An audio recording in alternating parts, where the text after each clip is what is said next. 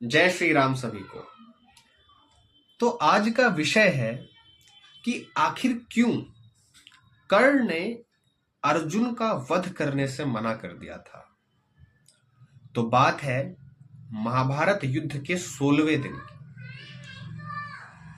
जिस दिन भीम ने दुशासन का वध किया था। भीम ने दुशासन की भुजाएं उखाड़कर दुर्योधन की ओर फेंक दी थी और उसकी छाती का लहू निकाल के पिया था।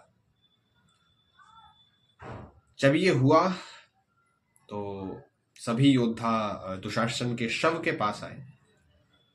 दुर्योधन भी आया, बहुत दुखी हुआ, पर बजाय युद्ध रोकने के उसने कर्ण को एक आदेश दिया, जिसमें उसने कहा कि मुझे अर्जुन का सर चाहिए। कर्ण सेनापति था, उसे जाना ही था। वो गया और उसने अपने लाइफ का, अपने जीवन का सबसे बेहतरीन युद्ध किया।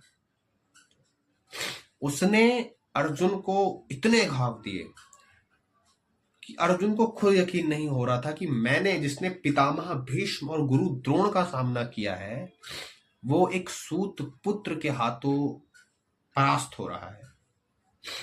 और अंत में कर्ण ने अर्जुन के हाथ से उसका गांडीव गिरा दिया। अर्जुन निहत्था था।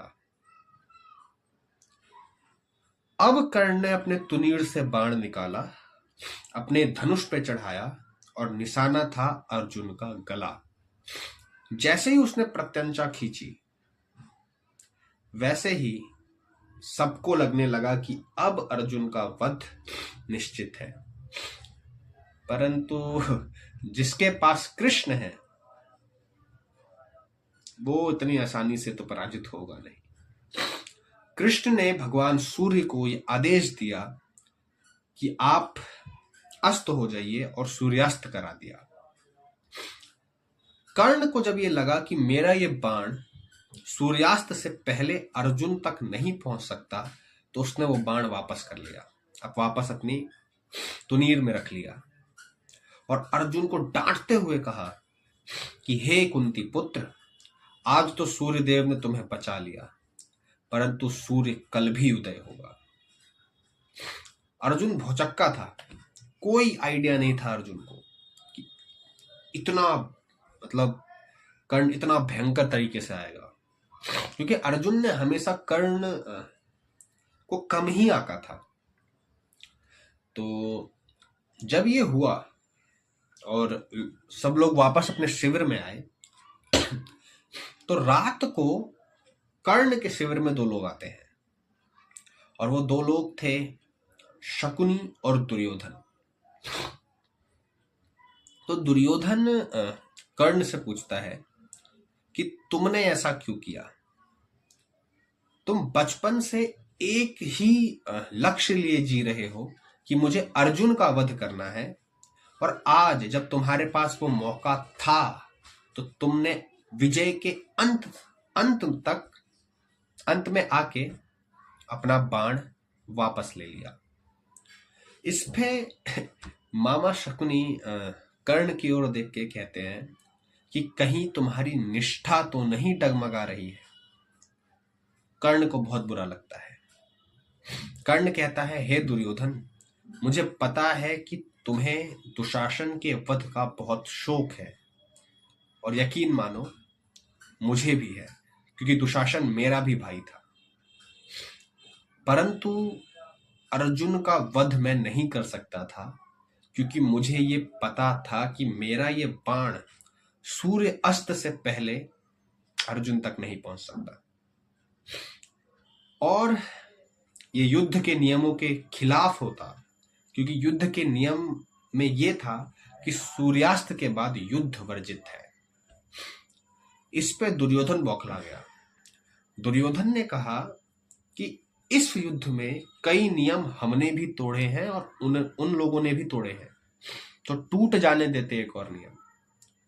ये समझ लेते कि दुशासन की जो आहुति हुई है इस युद्ध में, उसका फल हमें मिल जाता।